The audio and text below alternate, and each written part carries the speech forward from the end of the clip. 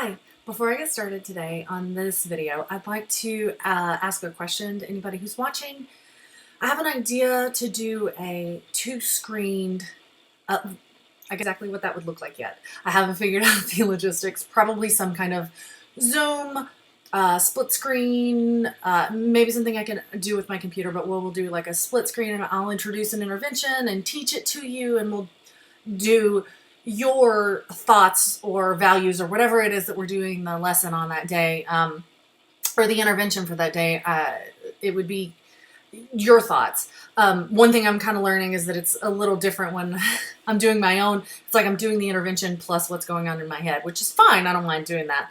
But if anybody's interested in something like that, let me know. Send me a message, comment, whatever you want to do, however you want to do it. And we can try to talk logistics and see if that's something that we could get started. Okay? So today what I want to do is it's a values checklist. Something I'm finding in this time while we're living through COVID-19 days, everyone is self-quarantining. Hopefully everyone is self-quarantining except for essential personnel and employees. And even when they are not working, hopefully they're home quarantining in some way. What I'm finding is that people are often living in fear. They're living in the amygdala brain, which is kind of in the center of your brain, and it's the part of your brain that controls it controls fear, and it's a tiny little piece of your brain, and very, very, very, very powerful. And in some of the videos, I've talked about like the brain model, Dan Siegel's brain model, where this would represent the frontal lobe of your brain. And when we are stressed or triggered or scared, the frontal lobe goes offline. It's kind of stops working. And we're stuck living with our panic brain, our amygdala brain. And so a lot of the skills that I've been teaching, the meditation and the breathing exercises are to try to help get that frontal lobe back online. So just really briefly, what I want to talk to you about is what the frontal lobe does. And what it does is it is in control of our higher level thinking. So it's our values, our morals, our decision making. And when we live in our fear brain, when we're in the amygdala brain, our decision making, our cognitive skills, our ability to come up with words, our ability to make rash decisions, our ability to really get in touch with our ethics and our values, all of that diminishes whenever our frontal lobe is not online, when we're living out of fear. So the lesson I want to go over today is a values lesson.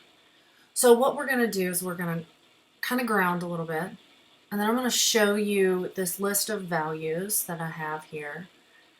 And what I'd like for you to do is to go through this list, and I can make it available as a PDF or as a picture. I'll try to attach it to this video in some way, somehow, so that you can have access to this. I'll also just show it to you, so if you want to take a little screenshot or something like that. It's 2 pages. So what I'll ask you to do is we're going to ground, and then I'll ask you to look at these values. And what I'd like for you to do is make a list of the ones that really resonate with you. There are instructions on the sheet, so whenever you see the sheet, you'll see that it says pick your top 6. You can pick your top 10, your top 5, whatever you want to do, whatever feels right for you, but pick at least 5 that are top values for you. And then I want you to kind of rank them, all right? So the intention behind this, especially when we're talking about living in our like fear brain or living in the amygdala brain, the intention behind this is so that when we are scared, when we are triggered, when we're having a really intense emotional moment, we can remember what our values are and try to make decisions based on those values. Hopefully, when we see our list of values, it'll help bring our brain back online. And even if it doesn't bring our brain back online, we can remember that those are the values that we hold true when our brain is online. So hopefully they can help influence whatever's going on in that present moment where it's really stressful. Okay. So first I'm going to show you these 2 pages so that you can kind of take a screenshot of them, or so you can see what we're kind of dealing with. Okay. Then I'm going to lead you on a little grounding exercise, and then we'll come back to the sheets again. Okay. So here's page 1.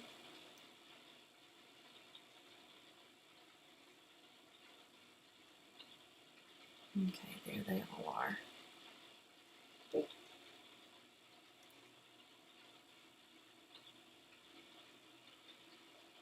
Okay.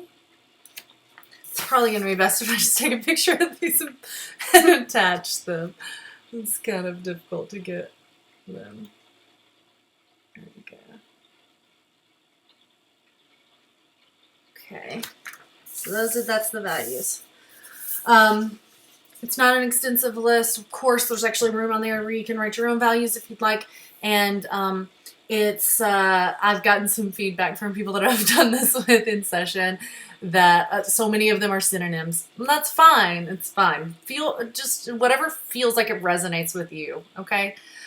Make your list. All right. So what you do is make your list out of these. All right, you'll make a list of what feels right for you, and then you'll kind of rank them. Okay, so you've got the sheets, and like I said, I'll try to attach them.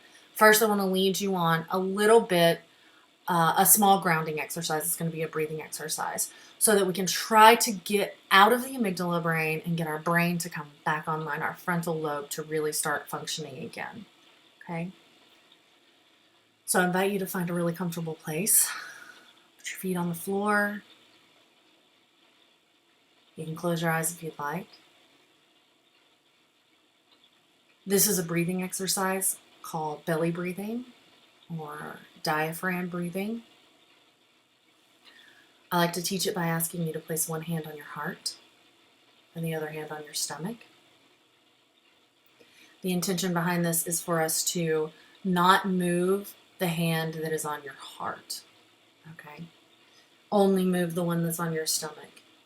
If you're a singer, or if you've ever been a singer, you are probably familiar with some kind of voice coach or choir teacher telling you to sing from your diaphragm. And so what that is this muscle way down here in your tummy. And what you're going to be trying to do is get air to fill up your stomach. So when you breathe in, this hand that's on your stomach should go out. This hand should stay still. And when you breathe out, this hand goes in. Okay, so it's hard for me to show you when we're not in person, so I'm going to do some exaggerated hand movements. Let me see if you can hear my breath and watch my hand, okay?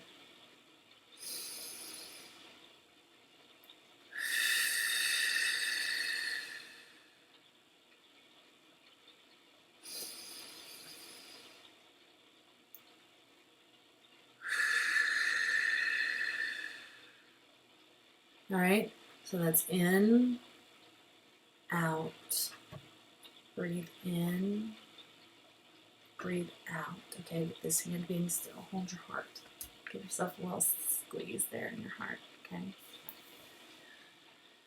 So what I'd like for you to do is breathe in to the count of 4 if you've done square breathing with this video, or if you know about square breathing at all. It's to the count of 4s, right?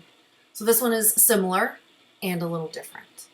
So you're going to breathe into the count of 4, and then you breathe out as long as you can, as long as it's more than 4, okay? So you breathe in deeply to the count of 4, breathe out as long as you can. When I teach this, I usually start with breathe into 4, breathe out to 8. You can count as long as you would like, okay? So it's breathe in, 2, 3, 4, breathe out, 2, 3, 4, 5, 6, 7, 8, 9. Ooh, longer. Breathe out. Let it all out. Let it all go. Breathe in, 2, 3, 4. Breathe out, 2, 3, 4, 5, 6, 7, 8. Okay. Hopefully you've got your frontal lobe back online at this point. Okay. When you look at these values, I want you to think about the values that you have held true for years. The values that were true for you in September of last year. The values that were true for you before COVID-19 became a part of our daily lives, before self-quarantining was a thing, before we were homeschooling our children and working from home. Before the amygdala decided, I'm going to be activated all the time. Think about your values that were before all of this. Think about the values that you held true 2 years ago, 5 years ago. When you're looking at this list, think about the values that you've had for years. If it helps, put yourself back in a day in late fall of last year, last summer.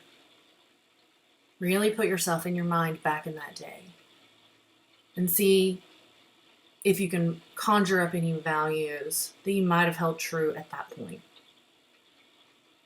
Okay? When you're looking at this list. The second, and I think pretty important part of this exercise is to, once you've made your individual list, is to then sit down with the people that are intimately involved with you, whether that's a partner, whether it's multiple partners, friends, whoever is around you that you spend your days with right now. Look at each other's lists. Do this exercise together, but separately. So you're going to make an individual list and then set up a group meeting or a family meeting, however you want to name it, whatever you want to call it, and examine each other's lists and come up with a master list of the values. Anything that overlaps, that one definitely goes on. Anything that's really important to you, that one goes on the list. Make something out of this.